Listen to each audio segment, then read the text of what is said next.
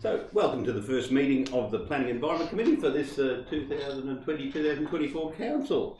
I'd like to start with paying our respects to the traditional owners of this place, both past, present and emerging. And there's probably a good story to tell at this point. When we did our cultural awareness training with one of the local Gubbi people, he suggested that this is a time where you reflect on the people who've gone past, what they've taught you, what you've learned from them, and how you can try and embed that in how you go forward. And I think that's probably a good message for today as well.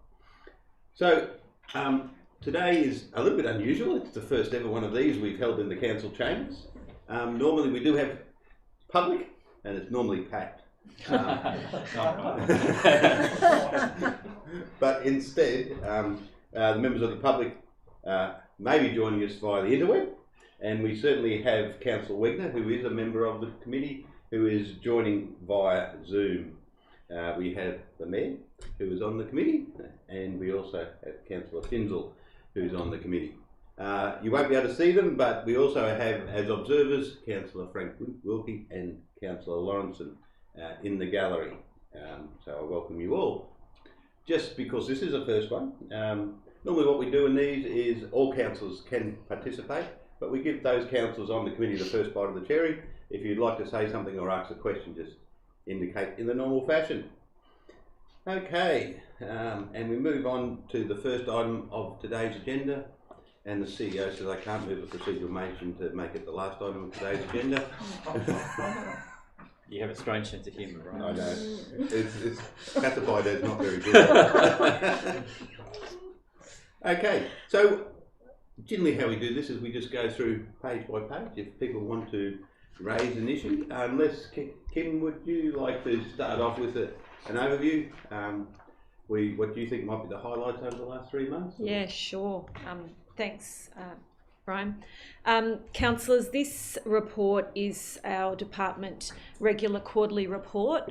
So we provide these 4 times a year, and they generally just provide you an overview of what the department's been working on in the last 3 months, what our current focus is, and what our plans are for the next 3 months. So, a bit of a status report, current activities and current priorities. At the highest level, I guess it obviously doesn't capture everything, but it does capture what's kind of happening at the high level with each area. Obviously, the last quarter has very much been focused on COVID response and our business and economic recovery and planning around COVID. So a lot of my department in various ways have been focused on working in various areas of the community in their own service areas and in coordinating our business roundtable. So that's really been a big focus for us over the last quarter. We've also, in the last quarter, just before election, received ministerial sign-off of the Noosa plan with a number of conditions to be complied with before council considers that. Now that we have the new council on board, the plan is to bring that forward to the new council for consideration in the coming months. I might leave it there and see if there's questions on individual issues. So I'll move down. We're on the first page. Does anyone have any questions on the first page? Yeah, I do. The business roundtable that we've had, I've been in those. They've gone so well, and I think that the business community has responded really well to those. And looking forward, it says ongoing support and communication via roundtable, and we flagged potentially, Kim, of doing that again with the business community, but perhaps breaking it into specialised or subgroups, or tourism and something like that, and business, and then maybe agriculture, and so continuing on to liaise with the business community, but in smaller groups, because I just think that worked so well, and it was a great way of every week or fortnightly now to just have a chat and have a catch up. Yeah. Look, I think there's a whole lot of opportunity to look at how we segment that business group going forward. I think the next 3 months, the business roundtable will be very focused on recovery and our 8-point recovery plan that we tabled last week. So there's still quite a bit of work to do as it stands with the business roundtable, and as we lead into our review of our economic development, local economic plan. Yeah. I think the Business Roundtable will have an important role in that. But yeah, you know, beyond that, I think there is opportunity to work with our key sectors and deeper dive with you know, whether that's smaller groups or a cross section of groups. I think there's scope to move that way for sure. Yeah, it's been such a great initiative. It's been excellent and really well responded to. I think what's worked well is it had that sort of representation role where that message then gets out from the groups into the community, into the different groups. So that's worked really well. On the similar topic of Tourism Noosa collaboration, there's a dot point there for the next 3 months. Workshops on review of Council's local economic plan. Yet I note down when we have the item on local economic plan, there's no review foreshadowed there. So is there a plan to bring to Council a proposal about a review process that we can sign off on? Because it'd be somewhat premature to go out to the tourism body to do it without first getting our heads around what we want to be done. Yes, there is. There will be a number of discussions with Council about what the scope and priority of that local economic plan is. We actually already find ourselves having conversations about the review of that economic plan, given what's happening now in our economy and our community. I think it's an urgent item to do. That's why I'm more highlighting it down the bottom. We may want to highlight that that's actually a priority to do, is to get a process started. So I think adjusting to the current economic situations, the priorities for intervention are probably different to what they were when they were drafted. Yep, no worries. Yep. It's ironic that that plan's due for renewal now, but even if it was, 1 year old, it probably need to be renewed. Okay, so that's page 4. We're on to page 5. Sure. Yep. Just in regards to probably just the wording under the Noosa plan, the current policy in the next quarter, you've worded it, working with state government to ensure conditions are met, briefing the council on new Noosa plan prior to reporting scheme to council for adoption, and then our quarterly objectives is to adopt and initiate implementation. Can I ask, can we add to that, or there's an assumption that we're actually going to adopt and ensure that the conditions are met? When the new Noosa plan is brought to council, isn't this also an opportunity for council to rethink some of the more contentious parts of the new planning scheme, and in particular propositions relating to short-term rental accommodation? My understanding is that the state government's actually rejected the draft new Noosa plan in its current formulation, and that those conditions, we have a choice to either adopt and meet those conditions, or B, rethink the whole new Noosa plan. And I just feel that the wording on your report doesn't actually offer that choice. So there's a couple of things there. The Minister has signed off on the Noosa plan, approved the Noosa plan with conditions. So not rejected the Noosa plan, actually approved the Noosa plan with 8 conditions. Some of those conditions have required some toing and froing with state government because they're conditions that require compliance with state planning policy and state mapping. So that reference to working with the state government to ensure conditions are met are about ensuring that the planning scheme reflects the state policy and reflects the state mapping. Because there are 3 conditions that relate to that. This report reflects what our plan is, and our intention is to bring forward the Noosa plan with the conditions being met to the council for consideration. Of course, the council can do whatever they like when that report comes to council. So my intention wasn't to presume adoption there, but that is actually what we'll be bringing forward the plan for council's consideration to adopt the new Noosa plan. What council does with that in terms of wanting to review it, change it, that will be council decision. Thank you. And just for clarification, the issues around state mapping was where we had done our own more intensive analysis to identify more up-to-date resource information, which was different to what the state had mapped. and that's where we're negotiating how to reflect our better quality information, but also on what the legislation says about state planning policy. Is that right? That is correct. Can I just clarify then, so in going forward to meet the conditions, is that council work, or is there any further community consultation happening with regards to meeting those conditions? No, that's council work. It's all council work? Yep. Thank you.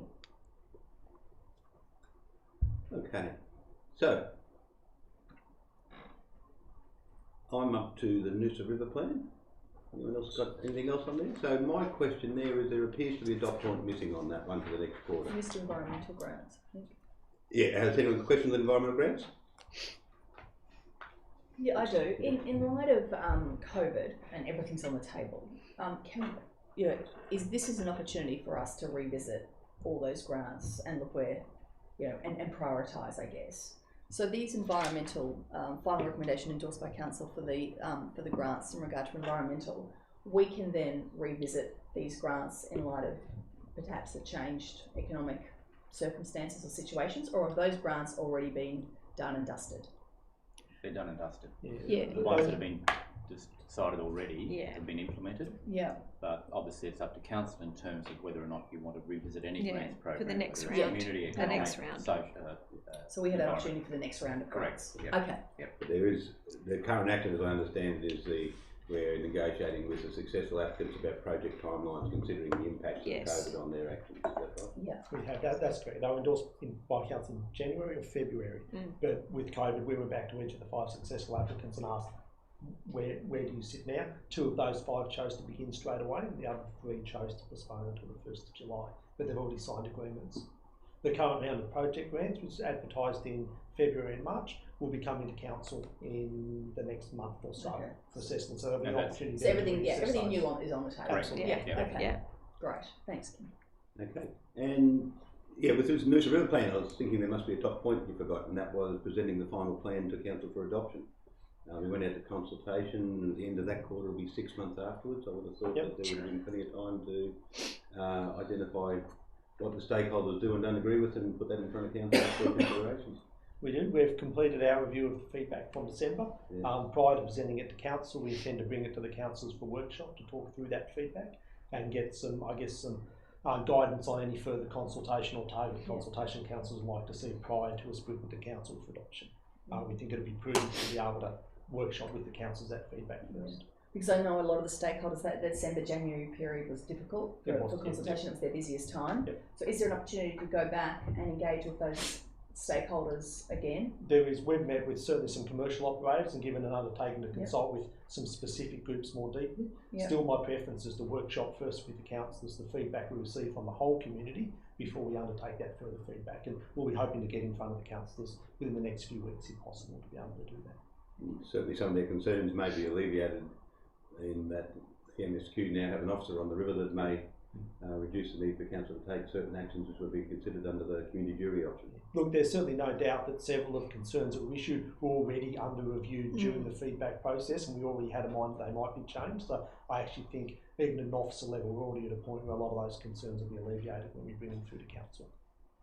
Yeah, I suppose from my point of view, the key point is we also have budget preparation underway, and this is a process that was started in the 2014-16 council in terms of reviewing the river plan, and it'd be for me important to have an agreed position prior to considering budget initiatives that might be needed to implement any new initiatives in there. No, I do think it's so important to engage those stakeholders again if we can. The key people who on the river who didn't have that opportunity in December, January. If there's an opportunity to do that, we have met once or twice with them already. We have. We've given a commitment to go back to them. Yep. I was corresponding with one of the key stakeholders just in the last few days, explaining the process. I just said I want to take the feedback to the new council first because it's very different. There might be more thoughts and feedback provided by the new council different to the old one, and then we'll go back to that community, those community groups. Thanks, Craig. Okay.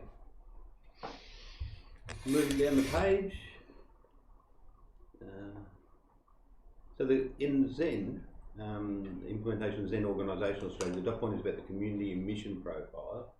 Is that working with the work that was already done by the Zen community group, or is that something different? That it is working. It's in collaboration with, but it is updating Reviewing that. Yeah. To make sure that we've got the right understanding and the methodology. Mm-hmm. Can we go back to bring back the fish, Brian? You missed it. Yes. Yeah, please.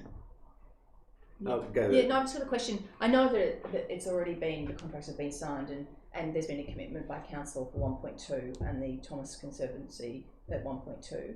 Was there the Nature Conservancy? Sorry, the Thomas Foundation. Is there another organisation coming in with 1.2 million, or we're looking at bringing in more money or more money needed for that, or is that the final costings for that project?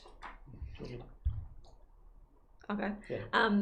So the current arrangement partnership is 1.2 from council and 1.2 from the Nature Conservancy. Yeah. That is the total costed project. There is an intention by the Nature Conservancy to attract further funding to expand the project, but it's not contingent on that. Okay. So the current deliverables and outcomes sought from that partnership are contained within the 2.4 million, and any further funding is considered will be to a scale up. But like I said, and that will be on the Nature Conservancy. That's right. To find that money. That's right. Okay. Thank you. And Councillor Wegner, did you have a query as well? Yes, the technical advisory group to meet for the first time on the Conservancy partnership, has that already happened, or is that coming up? It's happening tomorrow, actually. Tomorrow is the first meeting of the technical advisory group.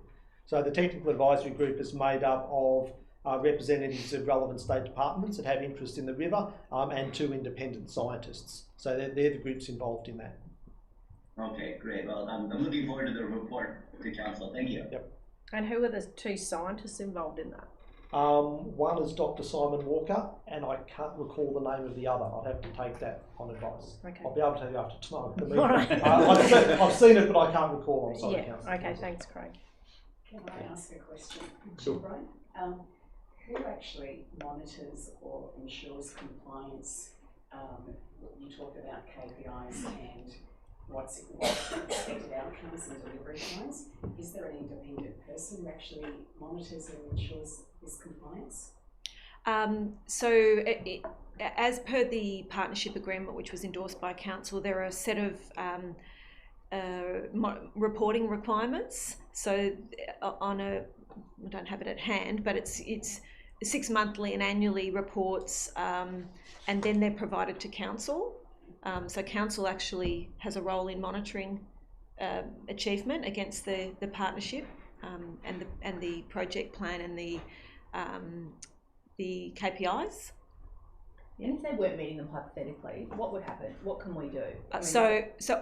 Every milestone's tied to payments, and they need to meet milestones before there's payments. Okay. And then there are provisions also in the contract around disputes and not achieving outcomes.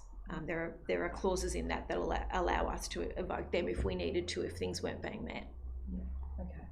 And is there a financial incentive there? Like, is there a fine if they don't meet those requirements? No, there's not a fine, but the payments towards the project are linked to achieving those milestones. So they need to achieve those milestones before the next payment's made. Okay, thank you. Okay. So I might, rather than page by page, I'll go item by item. That gives everyone a bit of a figure. So the next one there's on private land conservation partnerships, land for wildlife and voluntary conservation agreements. I want to give a shout out to Dave Burrows and the team that Craig's got. This is an amazing achievement compared to what we've done over the last few years. It's been really good. Well, to not have any new VCA since the amalgamation, and we're up to 5 now, I believe, in 2020. There's been a lot of work's happened in the 18 months prior to that to get us to that point, but it's certainly hit the ground running at the moment. We're really pleased.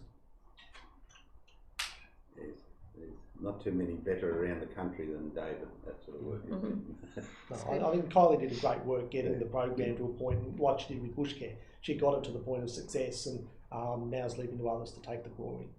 Can I just get you to explain to councillors the split zoning approach and how that works?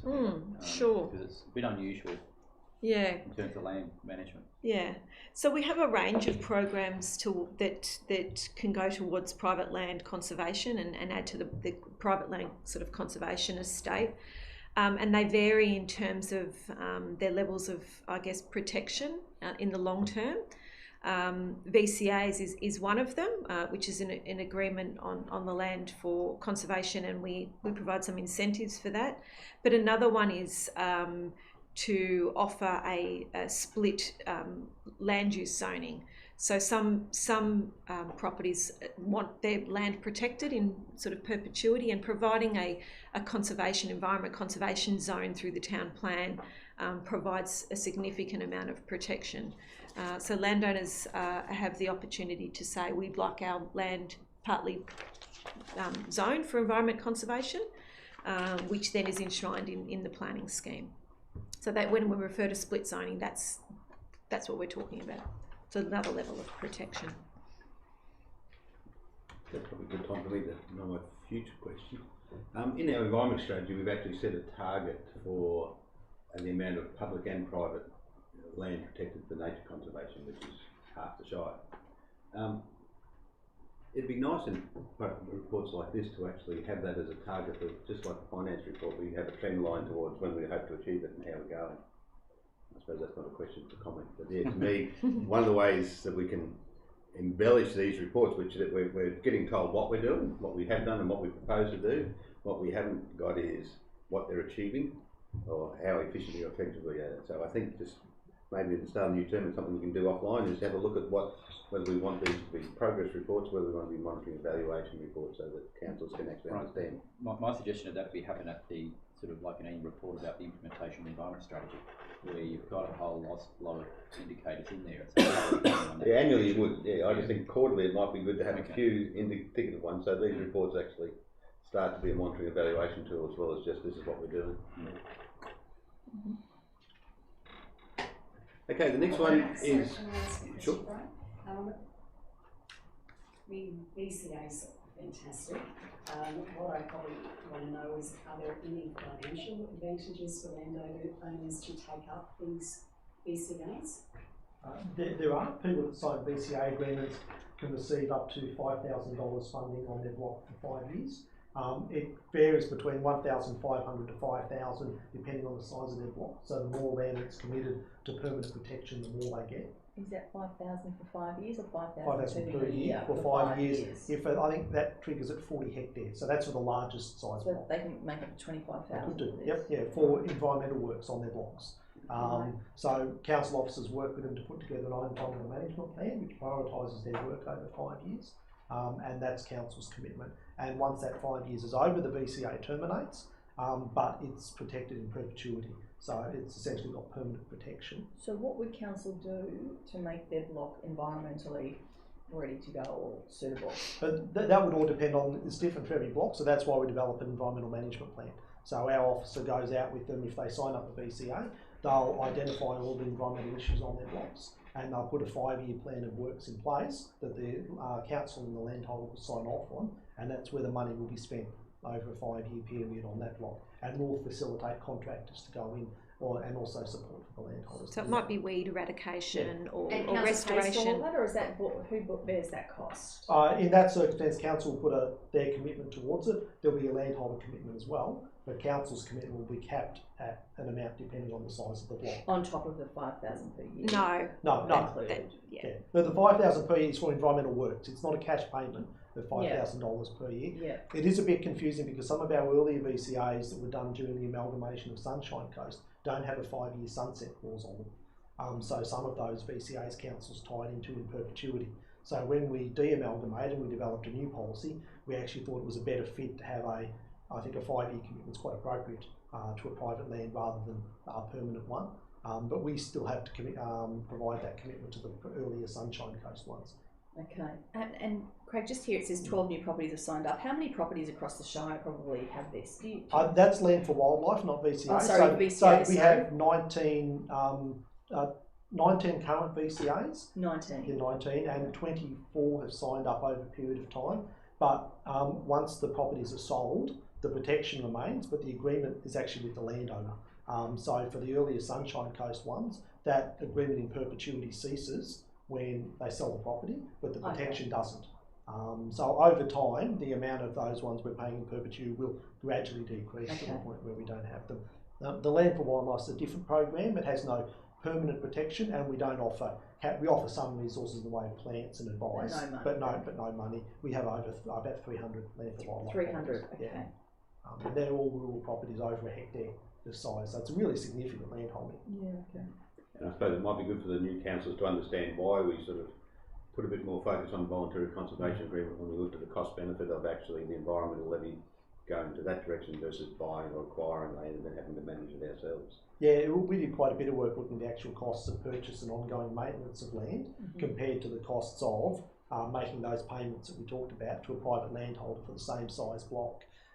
And while there is a slight increase in risk because we don't have the same control over a private block and there's also no public access, the difference in cost per hectare for conservation was in the order of 20 to 30 times. I'd have to double check those figures. We'll have my recollection was about 20 times. Yeah, that's right. There's an enormous cost difference. So it's a very cost effective way of achieving conservation outcomes. Craig, can I ask, how did you calculate this amount? Is this sort of a formula, a legislative formula, or is this something that council puts together? There's no legislative formula. It was calculated when we first started the program during the Sunshine Coast Regional Council. I honestly couldn't tell you how it was originated. It's certainly in keeping with what other councils are providing. Quite a few other councils continue to provide PCA payments in perpetuity, not restricted to 5 years. But we made the changes here because we think that works better in Noosa. So there's no specific calculation, it's just simply what's in keeping. It's a balance of trying to figure out an appropriate investment to encourage people to become part of the PCA program versus the cost benefit of doing this versus purchasing land. So it's probably a bit of a balance, but there's no clear formula. And it's based on the cost of works, based on the environment management plan that's done for each site. So it can vary for each site. Okay. The one then, Community Bushland Care Program, Ural Ringtail Project, Pest Management, Noosa Bushland Reserve Strategic Plan, Noosa Trail Network.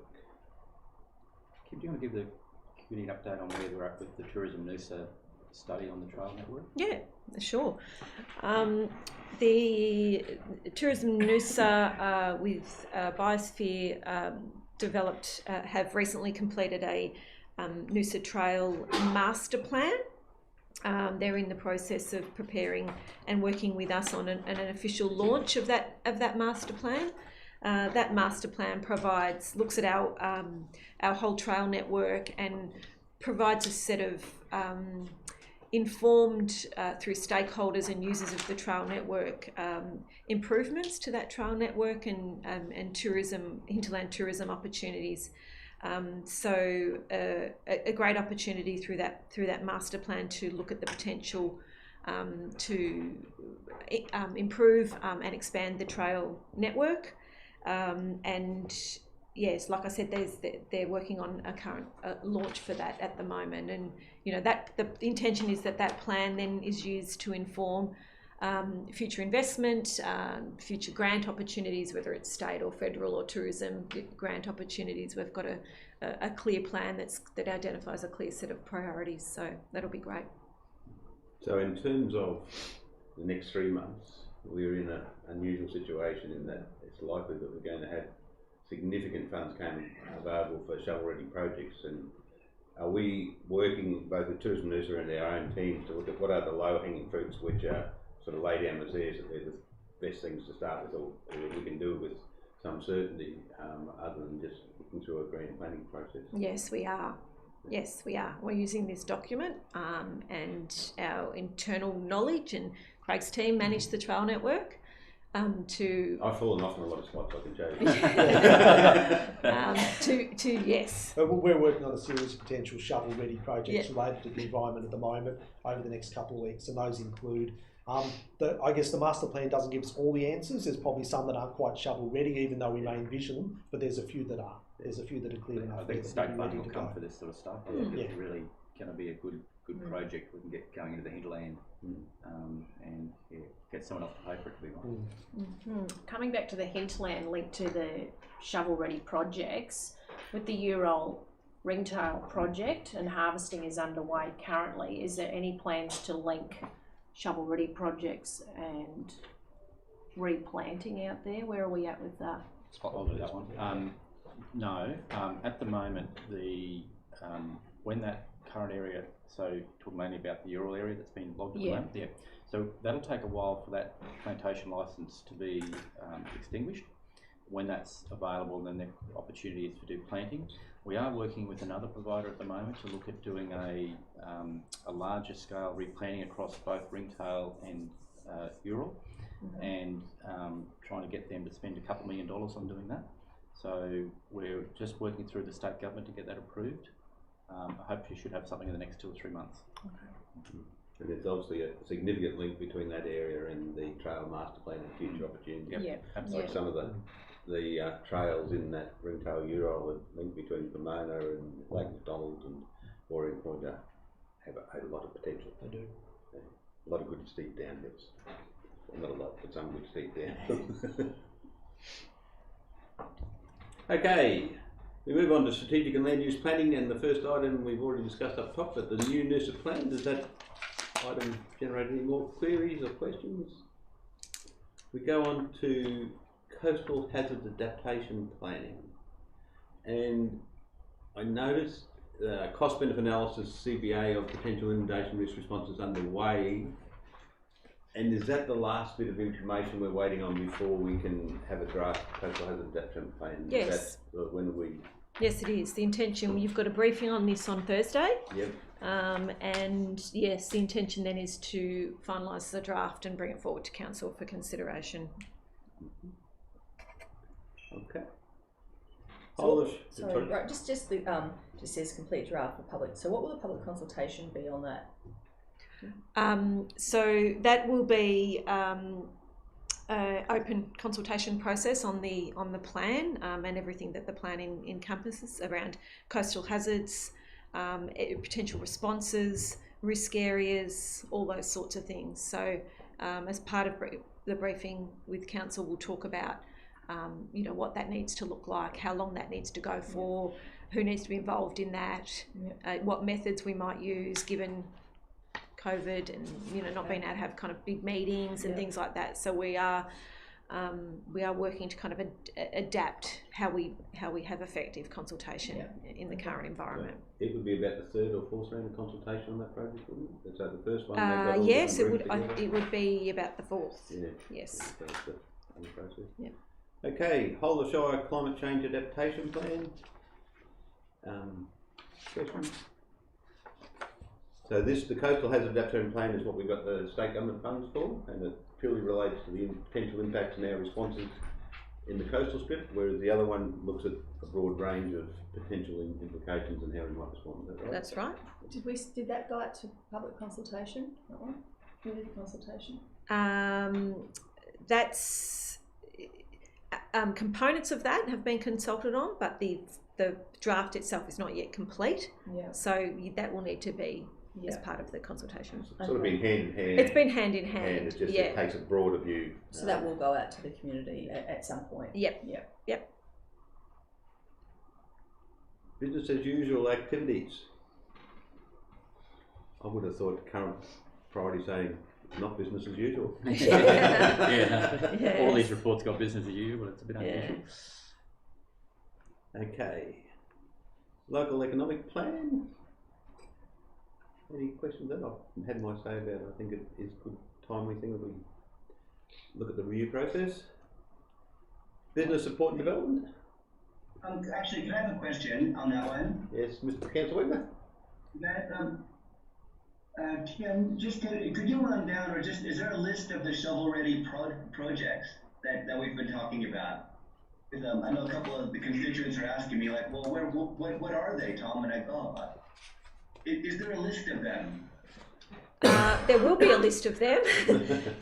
There's not quite a list yet, Tom, but yeah, that's the intention, to come up with a list, which considers things like we've talked about the trail master plan and what the priorities are. There are a range of environmental initiatives that might have been in the pipeline around the environment strategy. Footpaths, pathways, things like that. Capital works ones. Yeah. I think the federal government's already put out one for shovel-ready bikeway projects, haven't they? They've already got a grant round open on that. Haven't seen anything open yet. They You've got seen one out it, on seen it bridges through. at the moment again. So. Yeah, I think Vivian Griffin sent it through a week or so ago.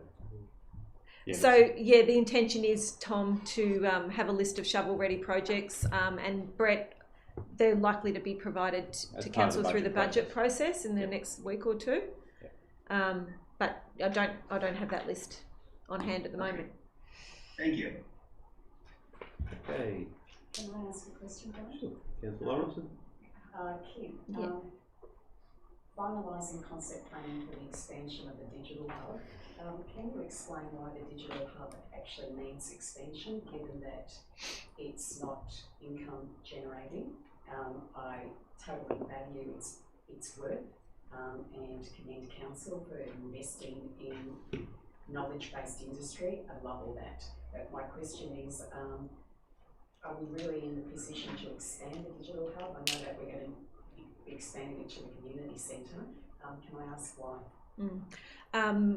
Frank or Brett, feel free to jump in here.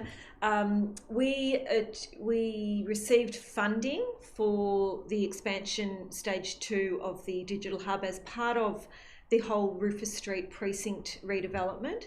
So the funding that we got for the expansion of the community house, or the redevelopment of the community house, which is to a new site. As part of that, there was a refit of the old community house to become stage 2 of the digital hub. So when we talk about the expansion of the digital hub, it's into the old community house, a refit of the old community house.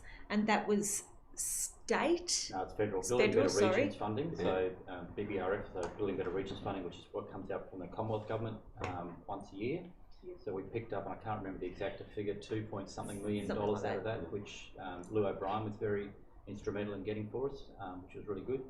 So that covers that entire project, which is the new community house and the expansion of the hub into the older community house on the corner there.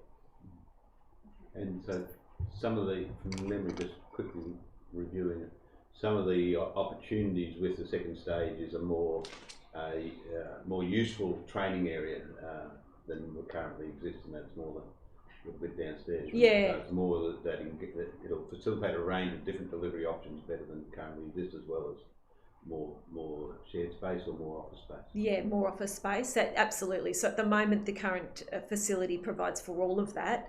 The permanent, the longer term lease tenants, co-working, and that training, teaching, sort of community space. The current concepts are for the refit of the community house to play a greater role in that, in terms of the training in the community space, which will allow then more co-work and tenanting of the existing hub building. But yeah, it is being delivered through that federal funding grant. Okay. And just a question there, with regards to that then, is there an expectation of money coming back to council out of this precinct? And if so, is there a plan for that? Yeah, there absolutely is. I don't have the financial reports with me here, but council has received 6 monthly reports on the progress of the digital hub, which details all the financial modelling and the projections for the hub. So yes, that there is an intention for the hub to it's tracking above what we originally projected. Obviously pre-COVID. There's now an impact with COVID, which you've seen some initial reports on, but we'll continue to monitor that based on when people can get back into the facility. The plan is for it to be cash positive again. Yeah, and we're on track for that. Oh, that's good. Thank you. But not on day one. It's going to take time to get built up like any new business. Yeah. Okay. Thank you. So, business support and development. I just, look, you've had to answer a lot of questions here, Kim, but I just want to congratulate you and Anthony and the team and Carolyn. I think you guys, I see what you guys do in that round table. I think you've done a wonderful job with getting businesses and engaging with them through COVID. It's very difficult and it's unusual and unprecedented, but you guys and Anthony's 8-point framework, I think it's really outstanding. So congratulations on that. Thank you. Industry and sector development. Just maybe I can update the council about the CQ University. Obviously, you know, we've been liaising with them about their decision or their proposal to shut their campus here. You know, being very realistic, they've got some significant financial challenges they're trying to address. They haven't made a final decision yet, but if I was a betting man, I think they'll be moving on. So the approach we've taken is to try what I call the flagpole approach. That is, we are trying to talk them into keeping some presence here to keep a flagpole in the ground, so when things do turn around for them, they can come back and be reignite their presence here, because I think they do have a long-term presence. But they've got bigger fish to fry at the moment in terms of some of their challenges, and I wouldn't like to be in their shoes having to address some of the big financial issues they're working through. So we've done what we can to try and keep them a presence here, and they've got to make their final decision on that in the next couple of weeks. And I've been liaising with the Vice Chancellor about that. So, what sort of incentives are you offering CQ University? No, what we've done in the previous one, you would have seen there's a reference to NETA, which is the Noosa Education and Training Alliance. How'd I go? That was the right one. They have a proposal that we've helped facilitate in terms of a learning hub, about a place where all tertiary education and other education groups can work together. And we've said to CQ, you can be part of that. In fact, the local head of the campus was involved in that process as well. And our state members trying to get funding off the state government to establish that, so we can get CQ into that at the moment. The word hibernate's a good one. Yeah, I'm trying to use the term hibernate to let them come back as well. Yeah, it still leaves a door or a window open. Yep. Yeah. Okay, communications and marketing, leadership and strategy program, business as usual, local government infrastructure plan for next planning scheme. I've just got a question. Where are we? We're still in consultation, aren't we, with the bushfire federal funding? What we're going to use that 1.2 million for? Yeah, so that would come out of Kerry Contini's report this afternoon on the agenda, so it should be up. Yeah. Okay, we'll have to change that. It's no longer local. I suppose it is for the next planning scheme. Oh, Okay, auditing program for advertising devices. Business as usual. Kim, what have we got to go on that? We've got Civic and the Hinterland, that's it, isn't it? Parts of Noosaville? Okay. Yeah. Is the industrial area, that's been done though? Not completely. Not completely, okay. No. Yep.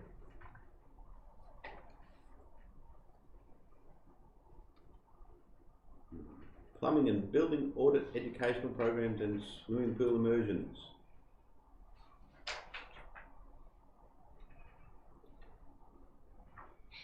Compliance approvals, electronic plumbing application project. Yeah. Have we got any other broader questions?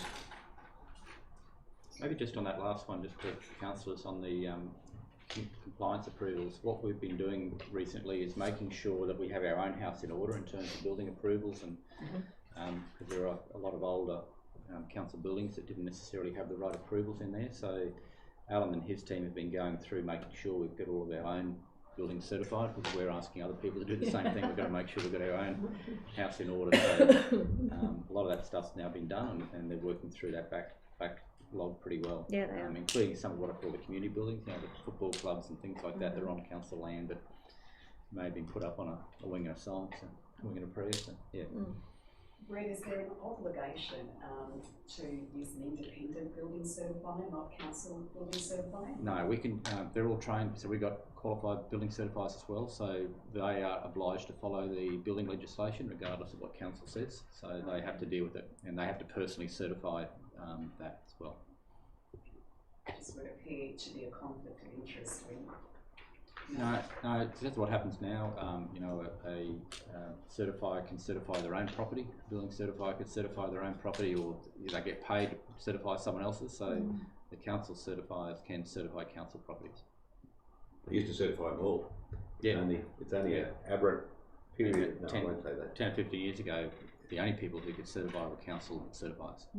So that was the only ability to do it. Now there is a private certification process as well. And it seems a bit silly to pay someone else to do something that council staff can do anyway. So. Okay. Well, my only take-home one is I'll have a chat, but we maybe sit around and have a look about what might be some ways we can look at, what is the impact, what is some maybe traffic light diagrams on little things on projects, maybe on these reports, just to make it a little bit more like the monthly financial report that we're looking, not just about what's being done, about if it's being done in accordance efficiently, effectively, etc., and what maybe some trend lines sort of things we can look at. Maybe it's a council discussion. Absolutely, that'd be good. Always looking at ways to improve them. Councillor Wilkie, you're looking. These quarterly reports are always very extensive and detailed, and of great benefit to anyone in the community who wants to see what each department's been up to. The question I have in terms of oversight is what's probably goes to what Brian's alluding to. What's not going well? What's not tracking well? What are you really worried about? To use the CEO's question, what's keeping you awake at night? Out of all these many projects that you're across, what's the one that worries you the most? Look, at the moment, it's what's happening in our economy and our response to our business community, and the high number of unemployed, and how we help transition and facilitate and come out of that, because there's been a huge impact. We've had our figures are showing a lot higher than what we thought, and that's concerning. We're optimistic about being able to come back strong in some sectors, but it's going to be a tough road.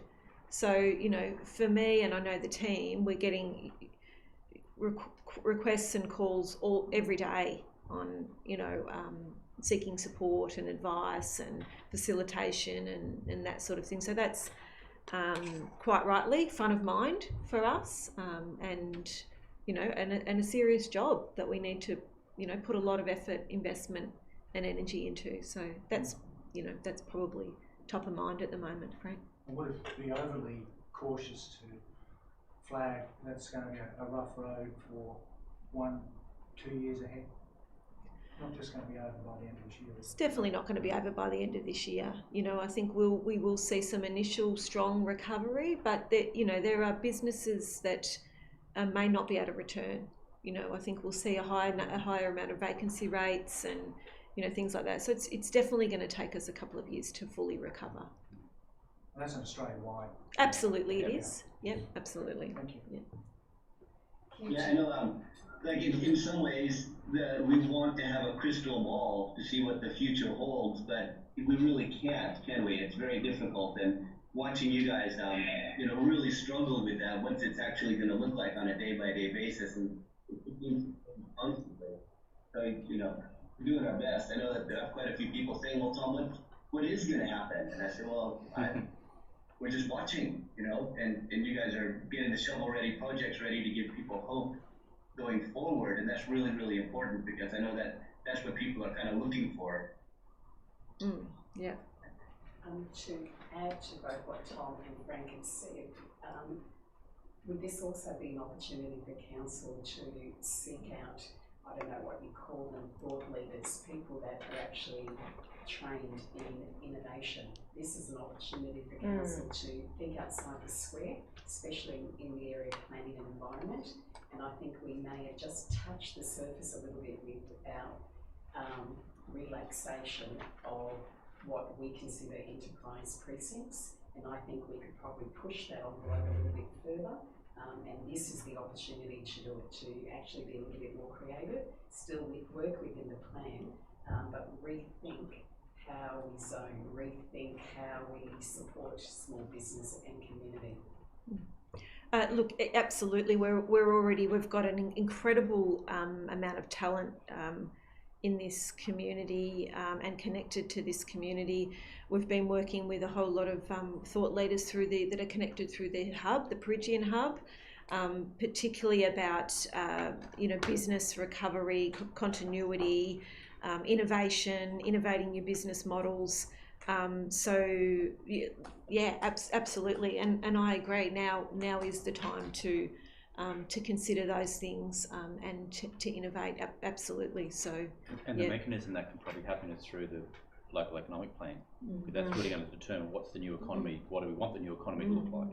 Not just return to what we were. So how do we get some thinking around where we should be headed there over the next 3 to 5 years. And I think we should also add to the conversation, it's not just small business that we should be looking at supporting, but it's also our youth, because I think they're the ones that have been hit hardest during this COVID-19 crisis.